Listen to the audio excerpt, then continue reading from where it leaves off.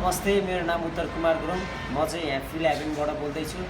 अनि हामी चाहिँ हाम्रोबाट चाहिँ राफ्टिङ, क्यानोनिङ अनि हाइकिङहरू गर्ने गर्छौँ। अनि त्यसको लागि यसो तपाईहरुलाई रमाइलो गर्न मन छ भने आउनु होला। त्रिशुली रिभरमा राफ्टिङ हुन्छ, जलुरी लामो झरनामा क्यानोनिङ हुन्छ। हाइकिङको लागि हाम्रो यहाँ बेसबाट हल्का आधी घण्टाको गोर्खापट्टि हाइकिङ गर्ने छ। हस्त, धन्यवाद।